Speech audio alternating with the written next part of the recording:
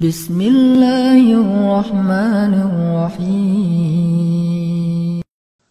Jadi kalau Anda bertanya kenapa harus dengan menggunakan bahasa Arab, salah satunya itu, ya, bukannya salah satu itu, salah tiga ya, tadi saya sampaikan tiga. Ya, jadi satu tadi udah, kedua juga udah, ketiga udah, yang keempat ini yang paling menarik, ketika dibawa ke dalam nilai-nilai ibadah, itu lebih terasa kehusyuannya dan kenikmatan penunaian ibadahnya akan berbeda. Paling gampang gini lah, jangan dulu masuk ke sholat lah ya, atau bahkan ke Quran, adzan aja. Coba adzan deh. Anda misalnya mau gunakan bahasa apa? Bahasa Sunda. Ya. Allah anu agung, Allah anu agung. Pakai Betawi. Tuhan gua gede, Tuhan gua gede. Ya, pakai bahasa Indonesia. Allah Maha Besar, Allah Maha Besar. Iya. Gunakan bahasa Arab. Allahu Akbar, Allahu Akbar. Bagaimana rasanya kepada jiwa? Iya. Sekarang bawa ke Quran. Makanya ketika dibacakan Quran dengan bahasa Arab, orang yang nggak tahu bahasa Arab pun bisa nangis, Pak. Iya, betul. Dibacakan dengan benar. Tadi makharijul hurufnya, hukum harakatnya, di mana ada bahasa itu bisa dibahas sampai detil. Harakatnya sekian harakat, fathah, kasrah, dhammah. Dhammahnya kalau bertemu ini jadi begini. Terus kalau ada ketemu huruf mati jadi begini, muncul hukum mad. Madnya dibagi nanti ada jaiz munfasil, jaiz munfasil dengan mad wajib muttasil. Ini sekian harokat, sekian harokat. Ini madnya kalau di ujung ada mad arid lisukun. Di mana ditemukan begitu? Dan ketika aturan itu dipelajari, yang paling dahsyat, Anda benar belajar tajwid, itu menjadikan lisan kita fasih. Fasih. Makanya kalau orang yang terlatih dari semua makhraj itu berpotensi menguasai bahasa-bahasa yang lain. Itu rahasia yang kelimanya. Jadi kalau kita terlatih mengeluarkan semua potensi di tempat keluarnya huruf, akan mudah kita bicara dengan bahasa yang lain. Makanya kalau bahasa Arab ini dikuasai, ini riset ya. Kita menguasai bahasa Arab dengan benar nih, keluar dari makharijul hurufnya. Anda jangan kira orang Arab semuanya bisa begitu, belum tentu. Gak semua orang Arab bisa bahasa Arab fasih. Apalagi yang kekinian. Ya, kok bisa Ustadz? Ya, semua orang Indonesia aja belum tentu bisa bahasa Indonesia. Betul. Jadi kalau itu dilatih keluar dari semua aspek-aspek tempat keluarnya huruf itu, maka berpotensi mudah menguasai bahasa yang lainnya. Dan ketika dikuasai itu jadi fasih sekali bahasanya. Jadi keluarnya itu yang aspek kelimanya. Ya, karena itu kekhusyuan didapatkan ketika Anda baca Al-Qur'an. Ya, Quran surah ke-8 Al-Anfal ayat yang kedua itu, innamal mu'minuna alladzina idza dzukirallahu wajilat qulubuhum wa idza tuliyat 'alaihim ayatuhu zadatuhum imana wa 'ala rabbihim yatawakkalun. Ya, sungguh insan beriman yang sejati itu ada cirinya. Kalau diperdengarkan nama Allah ada getaran dalam jiwanya. Kalau dibacakan ayat-ayat Allah kan Al-Qur'an, bahasa apa? Ya, bahasa Arab. Zadatuhum imana. Imannya jadi bergejolak tuh. Ada kekhusyuan, ada respon. Wa 'ala rabbihim yatawakkalun. Dari situ ada dorongan untuk mendekat kepada Rabbnya. Ya, karena itu beda ketika kita mengucapkan Allahu Akbar. Ya, setelah bacakan ayat, surah, termasuk dalam doa. Karena itulah ada doa-doa yang memang langsung dicontohkan dari Al-Quran berbahasa Arab. Oleh hadis-hadisnya berbahasa Arab. Kenapa? Dengan tujuan-tujuan tertentu. Ada hikmah tertentu. Dan dahsyatnya pun, ini yang tidak banyak orang tahu. Ketika Allah mewajibkan satu doa atau ibadah tertentu menggunakan bahasa Arab, maka Allah berikan kelengkapannya untuk memudahkan itu dipahami, dicerna, bahkan dihafalkan. Saya tanya pada Anda, ya? Iya, Kita sholat kan? Bahasanya pakai bahasa apa? Bahasa Arab. Semua di muka bumi sholat pakai bahasa Arab. Orang Jepang bahasa Arab, ya. Asia umumnya bahasa Arab. Kemudian Amerika semua umumnya bahasa Arab. Saya katakan umumnya semua gitu ya, mencakup semua. Bahkan sampai Afrika sampai semua bahasa Arab. Ya, bukan hanya menunjukkan tanda persatuan. Risalah yang benar, semua satu arah, satu sisi, gitu kan? Menghadap pada kiblat yang satu, menuju pada Tuhan yang satu. Tapi yang paling dahsyat adalah ketika menggunakan bahasa Arab, kan tidak pernah orang mengeluh susah. Semua dijadikan mudah. Kok bisa gitu? Padahal sholat kan isinya doa semua. Makanya dalam fikih sholat disebut dengan doa. Itu hikmahnya. Ketika Allah mewajibkan, dibikin mudah. Dibuat gampang. Bagi yang ingin berdoa dengan bahasa Arabnya. Kalau nggak pengen jadi susah juga. Ya, semua kan kalau kembali ke keinginan kita jadi mudah kan. Tapi yang paling dahsyat itu, apa yang kita kerjakan itu disupport kemudahannya oleh Allah. Ya. Dan yang paling dahsyat, Ustadz, semua kalau pengen juga bisa jadi mudah. Lihat, Al-Quran. Semua pengen hafal Quran. Tapi apakah semua yang ingin hafal Quran bisa jadi mudah? Belum tentu. Iya, betul. Ya, tapi yang paling dahsyatnya adalah Allah berikan perangkat kemudahan. Tinggal kita ambil perangkat itu sehingga Al-Quran jadi mudah kita hafalkan. Al-Quran bahasa Arab, jangan salah. Iya. Yang terjemahan tuh itu yang bahasa Indonesia itu terjemahan namanya, kan? Al-Qurannya bahasa Arab. Isinya banyak doa. Rabbana atina fid dunya hasanah, Rabbana la tu'akhidna in nasina aw akhtana, dan sebagainya. Banyak.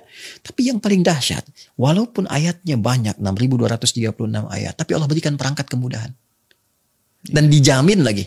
4 kali disebutkan jaminannya. Quran surah 54. Ayat 17, 22, 32, 40. Walaqad yassarnal Qur'ana lidzikri fahal mim mudzakir. Jadi, karena itu nggak ada di muka bumi ini. Silahkan riset. Satu kitab suci manapun di muka bumi ini yang bisa begitu mudah dihafalkan oleh semua kalangan.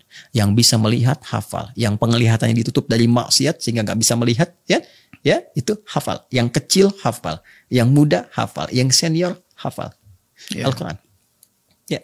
Nah, ini yang ingin saya berikan gambaran. Jadi kenapa ada bagian-bagian doa baik dalam bentuk ibadah ritual ataupun doa-doa umum yang menggunakan bahasa Arab, bukan karena nabinya orang Arab, bukan sekedar nabinya orang Arab sehingga memberikan petunjuk dengan bahasa Arab, bukan sekedar itu, tapi ada hikmah-hikmah yang tidak tercover maknanya kecuali dengan menggunakan bahasa Arab itu.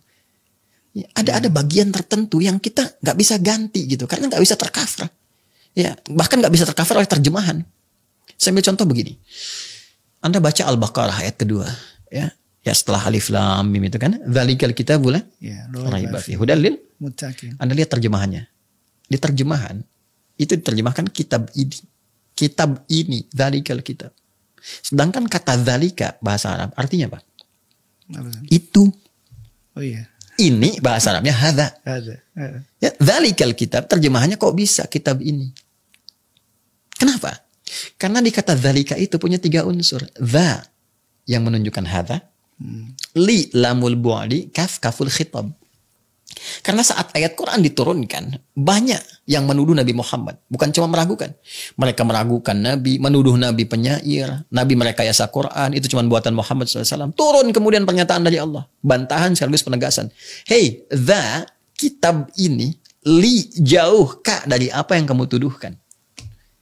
Dari apa yang kamu bayangkan. La raiba fi, nggak ada keraguan di dalamnya. Dan kamu nuduh tanpa bukti. Tuh, baru dzalika tuh. Bisa nggak tercover dengan bahasa kita? Panjang dan mungkin nggak maknanya lain. Iya. Karena itu bahkan kita serapkan bahasa-bahasa Arab itu untuk bisa mengcover semua makna ini. Bahkan dalam nama. Ya, saya Adi Hidayat misalnya. Hidayah itu berapa kan maknanya banyak sekali. Bisa petunjuk, pedoman, kemudahan, ya kan? Ya, nikmat-nikmat, rahmat, curahan, itu kan banyak sekali di situ maknanya. Kan nggak mungkin saya rubah nama Adi yang mendapat petunjuk, kemudahan, kerahmatan, kebaikan. Berapa banyak karakter yang saya tuliskan? Ya, ada nama misalnya Asep Abdurrahman, terus ganti aja, jangan ke Arab-Araban. Asep hamba Tuhan yang maha pengasih, penyayang, yang kasihnya begitu luas, kan terlalu banyak di akte. Nah, jadi kalau ada doa-doa tertentu ingin kita panjatkan dan Rasulullah menunjukkan itu, artinya ada hikmah di balik doa itu. Ada sesuatu yang sangat besar, dahsyat, yang kadang-kadang nggak tercover dengan terjemahannya. Dan kita mohonkan dengan bahasa hati kita. Namun di luar apa yang pernah disampaikan, misalnya, boleh juga kita meminta dengan bahasa kita. Ya, sifatnya umum, kalau ingin menghadirkan dengan permintaan kita sendiri. Terlebih kalau kita tidak mengetahui doa-doa yang pernah dibimbingkan dalam Al-Quran ataupun hadis Nabi. Terus kita ingin mohon sesuai kebutuhan kita.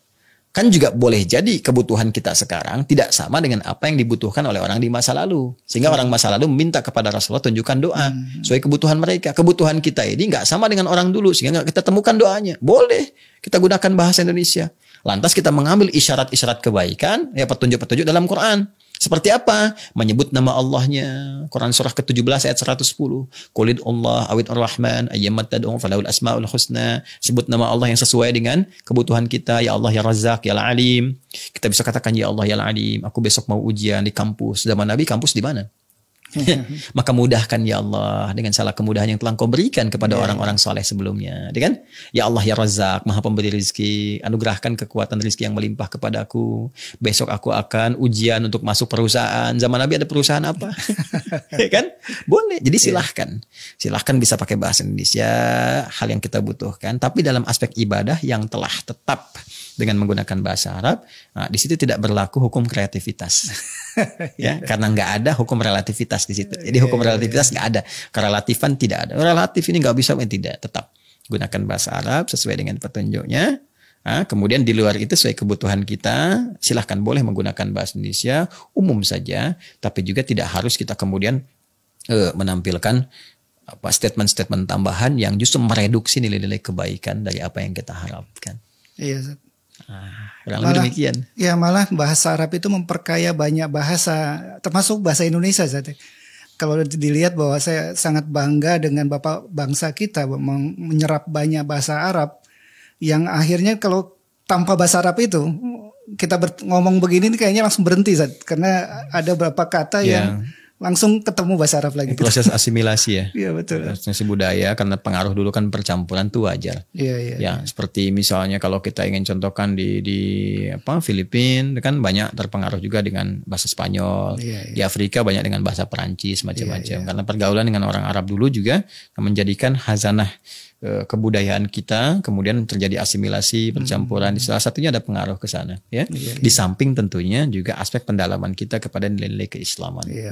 Ya, banyak loh kalau mau kita, sebetulnya orang-orang yang anti Arab itu orang-orang irasional. Ya, kenapa? Karena nggak bisa dilepaskan dari tatanan kebahasaan kita, dari pengaruh bahasa Arab itu. Kalau mau diriset silahkan, berapa puluh persen tuh dari bahasa kita. Majlis Permusyawaratan rakyatnya udah bahasa Arab, majlisnya bahasa Arab, musyawaratnya bahasa Arab juga. Terus nama-nama gitu ya kan, banyak sekali dari bahasa Arab. Masa mau dirubah gitu? Nah, jadi saya kira kita proporsional saja, kembali seperti di awal tadi saya sampaikan. Dan yang hebat itu ada riset dari luar bahkan. Ya, orang yang hafal Quran itu kecerdasannya bisa meningkat. Ya, setidaknya 3 kali lipat. Masya Allah. Ya, dari orang-orang standar pada umumnya. Ini menarik ini. Kenapa? Salah satunya karena di dalam Quran itu lebih daripada 50.000 kosakata. Dan dari sejak kecil ketika hafal banyak kosakata itu mudah mencerna ilmu-ilmu yang lainnya. Karena itu orang-orang dulu itu terbiasa menghafal Quran dan terbawa, memudahkan untuk bisa menangkap dan menyerap pengetahuan-pengetahuan yang baru. Kurang lebih demikian Mas Klik. Jadi saya kira Masya Allah hikmahnya banyak sekali. Satu pernyataan menghadirkan banyak hikmah berkehidupan. Jadi sekali lagi proporsional. Kita hanya menilai berdasarkan tinjauan pengetahuan apa yang bisa menjadi hikmah yang bisa kita dapatkan, tanpa harus kemudian menyoal sisi lain yang tidak berkelindan. Dan saya husnudzan, boleh jadi penutur tadi pun ya mungkin maksudnya tidak seperti itu. Tidak ingin mengatakan Tuhan itu orang. Mungkin maksudnya kan lain, cuma barangkali apa yang diinginkan tidak sama dengan apa yang diutarakan. Di bahasa Arab itu sabkul lisan namanya. Lisan keduluan menyampaikan sesuatu yang mungkin tidak dimaksudkan ke situ. Ya husnudzannya demikian. Dan kalau Allah tidak berkehendak jadi kan nggak jadi keluar juga. Hikmahnya kita dapat pembahasannya. Tadi ya, kita doakan. Kita banyak menyerap pelajaran khususnya untuk bahasa Arab. Ternyata esensinya luar biasa. Alhamdulillah.